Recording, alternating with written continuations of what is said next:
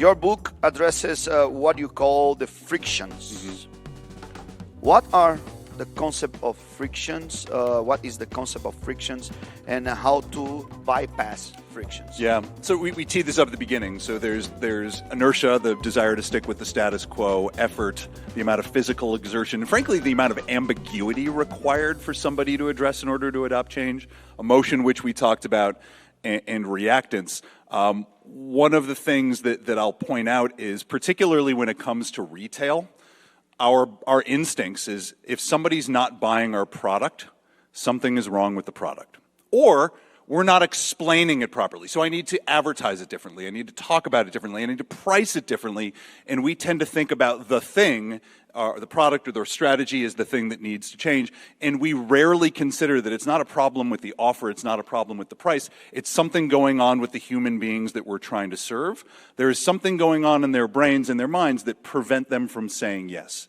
And so all of these theories are not necessarily how to make your idea better, it's how to reduce all of those headwinds that stand in the way. And usually, and this is kind of interesting, usually it's really small stuff. An example comes from a company based in Chicago that makes custom furniture. They make custom furniture for like 75% less than a typical custom furniture piece would cost. It is geared at Gen Z and millennials. People love it. They wind up visiting the site hundreds of thousands of times a day. They go into the retail environments and spend hours in the store designing the perfect custom sofa. They customize the fabric, and they customize the handles, they customize the hardware. So they spend a lot of time building these things. They put them in their cart in the online experience, and then something really interesting happens, which is nothing, right? They abandon their cart. Are you all familiar with the abandoned cart problem? Clearly, there's enough magnetism to bring your customers to the site in the first place.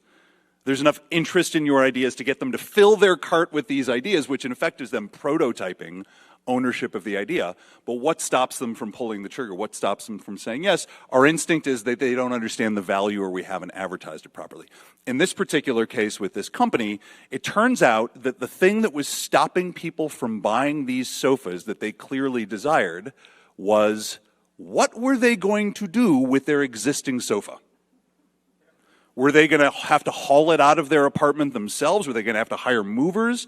Would they be able to leave it in the alley where the garbage truck come pick it up?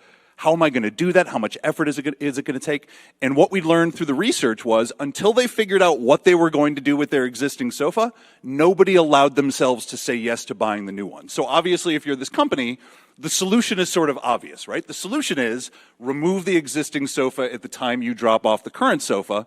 But up until that point, what had this company done? They'd spend millions on advertising and pricing strategies, effectively solving the wrong problem. So what we try to address in this book is oftentimes the things that's stopping people from saying yes have nothing to do with your offer. It has everything to do with minimizing the effort or the friction that stands in their way. Yeah, that's...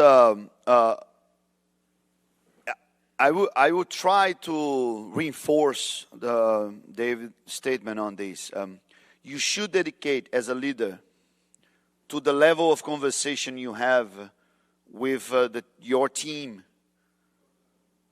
at least 50% of your time. And nowadays, CEOs are being dragged to doing a lot of meetings and to make decisions.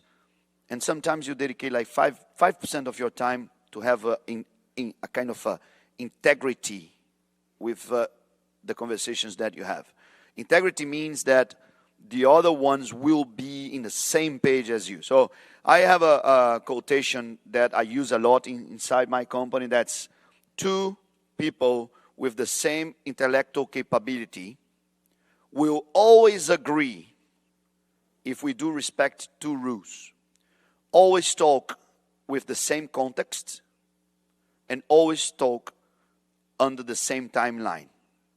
If you bring the conversation to the same timeline and to the same context, two people with the same intellectual capability will always agree. So it's not how to convince the other, it's how to bring the other to the same context and to the same timeline. And you're gonna exercise this, and you're going to see that, oh my God, it is not that what I was mentioned, because successful conversation is when the other one understand what you want to say. Not when you say, I said that, I told that, I wrote that. That means nothing. It's all about the other. If the other can understand properly what you told, then you have a company. Thank you very much. Thank you, David Schonthal.